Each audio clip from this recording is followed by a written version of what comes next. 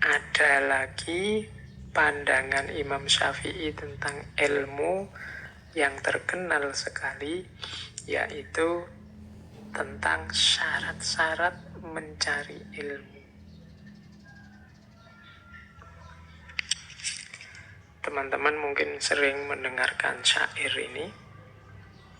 Jadi ada 6 syarat demi kita mencari ilmu. Syairnya, ala la tanalul ilma illa bisyiddatin.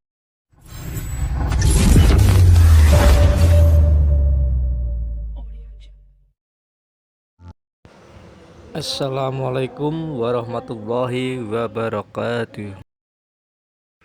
Ada kalimat yang terkenal sekali dari Imam Syafi'i, jika engkau tak sanggup menahan lelahnya belajar, maka engkau harus sanggup menanggung perihnya kebodohan. Nah ini teman-teman mungkin tidak perlu saya jelaskan, sudah paham ya maksudnya. Kalau engkau males belajar, kalau engkau merasa tidak sanggup belajar, ya latihlah dirimu agar sanggup jadi orang bodoh, agar sanggup menanggung perihnya kebodohan. Jadi pilihanmu cuma 2, tekun belajar, nambah ilmu, apa kuat tidak tahu, kuat bodoh. Ini kalimat dorongan, kalimat motivasi agar kita jalan terbaik yang kita ambil yaitu sanggup menahan lelahnya belajar. Karena sebagaimana dicontohkan oleh Imam Syafi'i sendiri, sesulit apapun situasi, beliau tidak pernah menyerah untuk belajar. Imam Syafi'i itu bahkan, karena tadi saya cerita beliau ini anak yatim sejak usia 2 tahun. Hidupnya serba pas-pasan bersama ibunya beliau. Tapi beliau ini sangat semangat mencari ilmu. Banyak cerita bagaimana Imam Syafi'i menulis ilmunya di atas tulang-tulang. Karena kebetulan rumahnya dekat bukit, beliau mungkin tidak seperti kita hari ini punya laptop, punya kertas, punya buku. Beliau karena tidak mampu, akhirnya ilmunya ditulis di atas tulang-tulang. Kadang-kadang juga ditulis di atas potongan-potongan keramik. Tapi beliau semangat belajarnya, semangat mencari ilmunya, tidak ada tandingannya. Suatu ketika ada orang bertanya pada beliau, bagaimana semangatmu mencari ilmu? Jawabannya Imam Syafi'i, seperti seorang perempuan yang kehilangan anak semata wayangnya. Bisa dibayangkan ya, perempuan yang punya anak tunggal dan anaknya hilang. Itu kan semangat sekali mencari gimana caranya anaknya cepat ketemu. Itu berarti seperti itulah semangatnya Imam Syafi'i dalam mencari ilmu. Ini menurut saya teladan yang luar biasa, yang harusnya mendorong kita menggugah. Kalau Imam Syafi'i bisa sedahsyat itu, sejauh mana kita ini bisa meneladani beliau. Terus ada lagi pandangan Imam Syafi'i tentang ilmu yang terkenal sekali, yaitu tentang syarat-syarat mencari ilmu. Teman-teman mungkin sering mendengarkan syair ini. Jadi ada 6 syarat demi kita mencari ilmu. Syairnya, ala la tanalul ilma illa bisyiddatin, sa'umbika an majmu'iha bibayanin, zukain wa hirsin wastibarin wa bulwatin wa irsyadu ustadin wa tuli zamanin. Sesungguhnya engkau tidak akan memperoleh ilmu kecuali dengan 6 hal, dengan bekal 6 hal.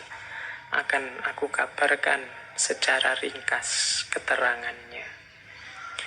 Dzukain atau kadang dibaca zakain, kecerdasan. Wakhirsin, semangat, kesungguhan. Wastibarin, kesabaran. Wabulghotin, modal, mau keluar modal.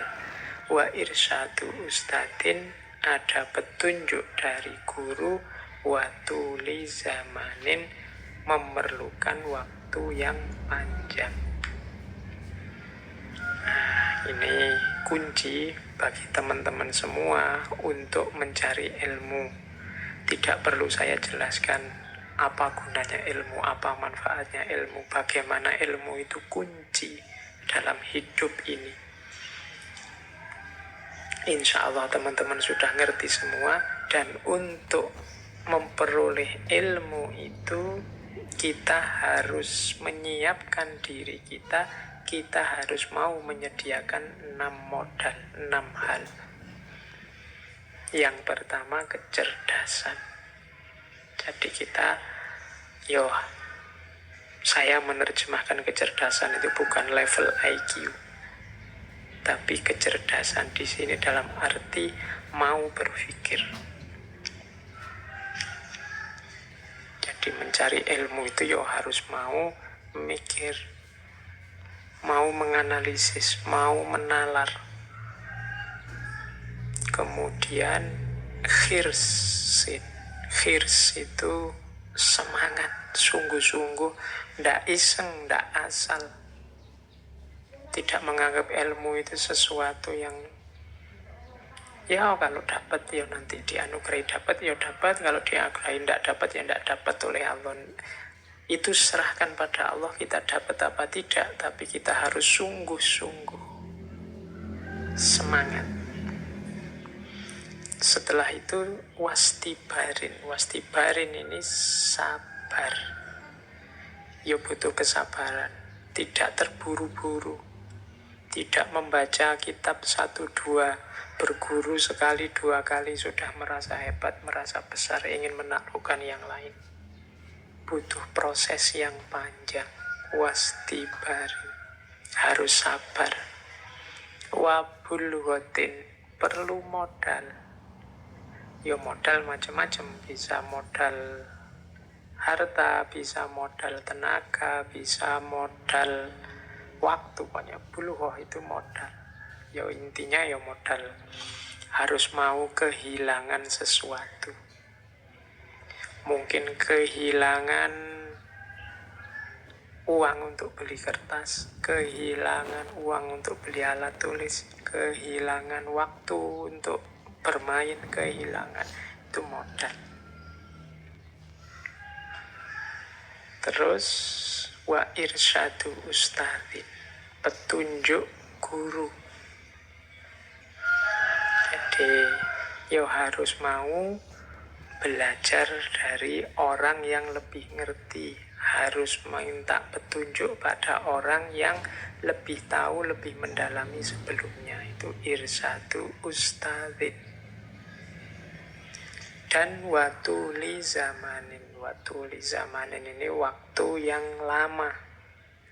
Jadi ini hubungannya dengan sabar tadi. Butuh waktu. Jangan terburu-buru. Bahkan mencari ilmu itu disebut-sebut sampai ilal lahdi. Minal mahdi ilal lahdi, sampai meninggal. Berarti ini proses seumur hidup. Tidak sekedar tulus zaman itu waktu yang lama, tapi sepanjang zaman. Ini syaratnya mencari ilmu, berarti kita harus mau berpikir, kita harus sungguh-sungguh, kita harus belajar, sabar, kemudian mau berkorban, kemudian punya guru yang diikuti, dan ada durasi waktunya. Watuli zaman. Oke, syair ini populer sekali. Insya Allah sebagian besar teman-teman yang mengikuti ngaji malam hari ini pernah mendengarkan syair ini. Saya lanjutkan lagi. Biasanya selain syair ini ada juga satu syair lagi yang dikenal sehubungan dengan belajar. Saya lanjutkan dengan syair selanjutnya, yaitu tentang penghalangnya orang belajar. Syair ini berisi pengaduan Imam Syafi'i kepada salah seorang gurunya, yaitu Imam Waqi'. Nama lengkap beliau Imam Waqi' bin Jarrah. Ini ulama yang dikenal hafalannya sangat kuat. Nah, Imam Syafi'i suatu ketika mengadu, syakautu ila waqi'i su'a khifli fa arsyadani ila tarkil ma'asi wa akhbaroni bi annal ilma nurun wa nurullahi la yuhda li asyik. Ini bisa dilihat di kitab I'anatut Thalibin. Aku mengadu kepada Imam Waqi' tentang jeleknya hafalanku. Fa'arsyadani ila tarkil ma'asi. Maka beliau menunjukkan padaku untuk meninggalkan maksiat. Wa akhbaroni bi annal ilma nurun. Dan mengabarkan padaku bahwasannya sesungguhnya ilmu itu adalah cahaya. Wa nurullahi la yuhda li asi. Dan cahayanya Allah itu tidak diturunkan kepada seorang pelaku maksiat.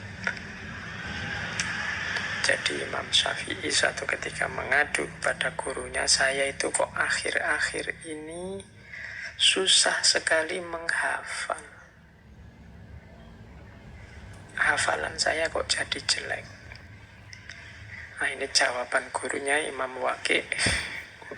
Yo, hendaknya engkau meninggalkan maksiat, karena maksiat itu kegelapan.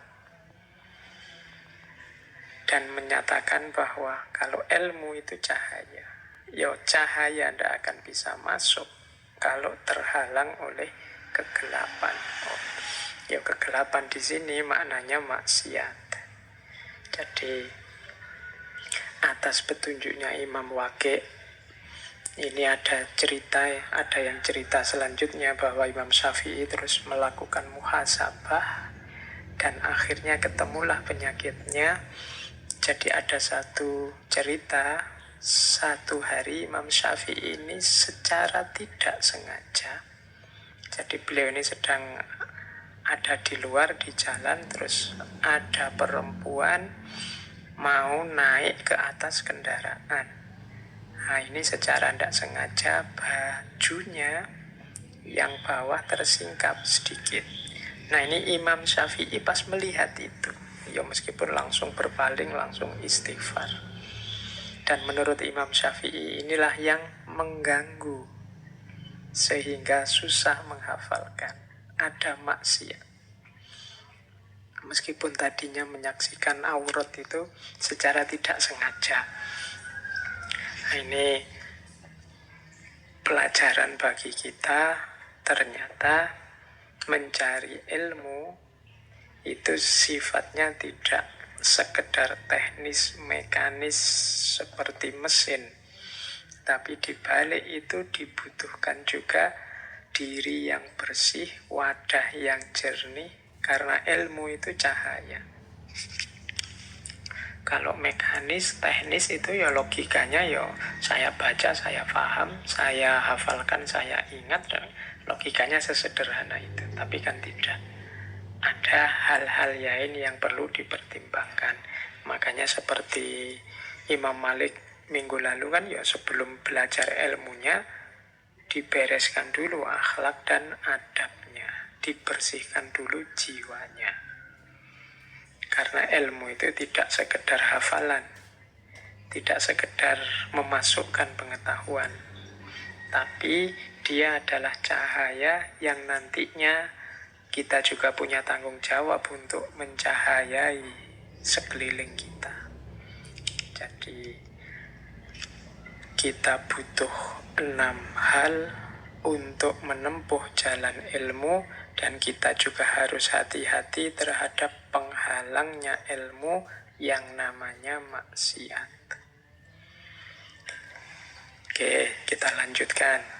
Dari ranah ilmu ada juga pandangan-pandangannya Imam Syafi'i tentang debat. Jadi Imam Syafi'i termasuk ulama yang tidak suka debat yang sembarangan, perbantah-bantahan yang tidak produktif, yang tidak konstruktif, yang hanya menghasilkan konflik, hanya nambah musuh.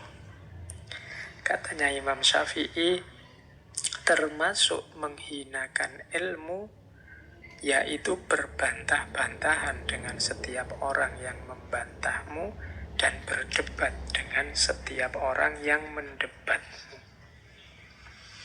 Jadi bagi Imam Syafi'i, tidak semua tantangan debat harus dilayani, tidak semua bantahan harus dijawab dengan bantahan. Nanti lahirnya berbantah-bantahan.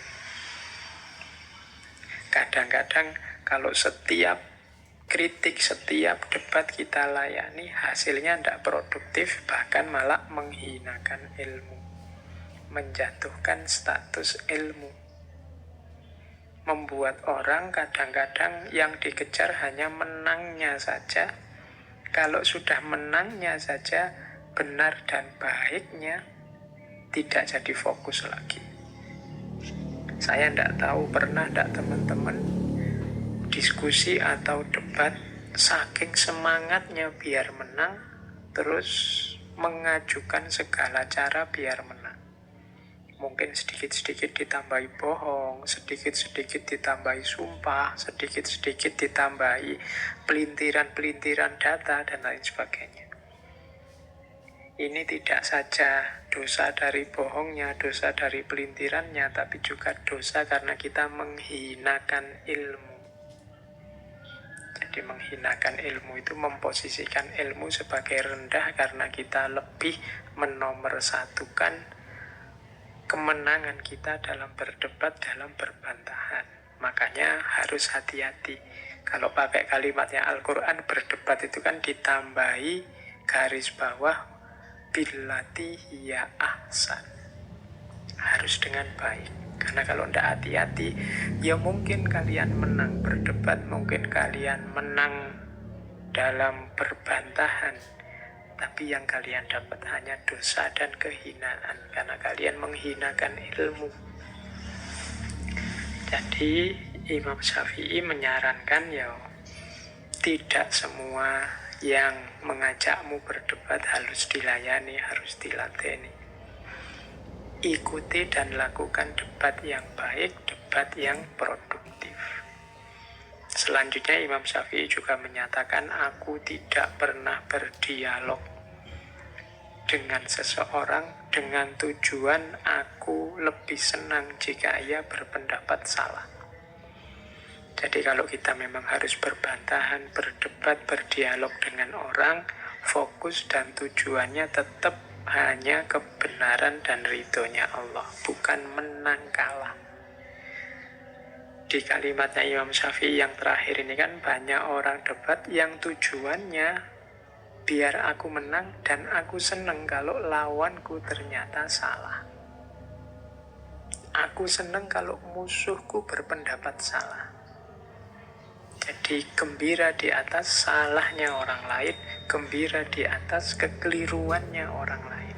Nah, ini diingatkan oleh Imam Syafi'i karena beliau sendiri tidak pernah berdialog dengan visi, dengan misi semacam itu.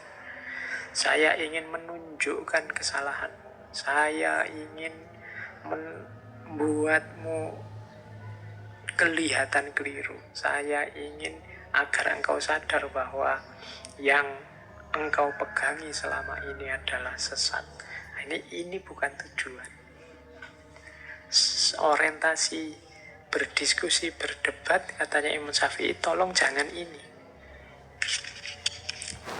Apalagi dilakukan secara terbuka di depan orang banyak, atau kalau hari ini di media sosial yang umum, yang ini kan sering seolah-olah memang kita ingin menunjukkan betapa hebatnya kita, betapa lurusnya kita, betapa pinternya kita, dan betapa rendah dan kelirunya orang lain.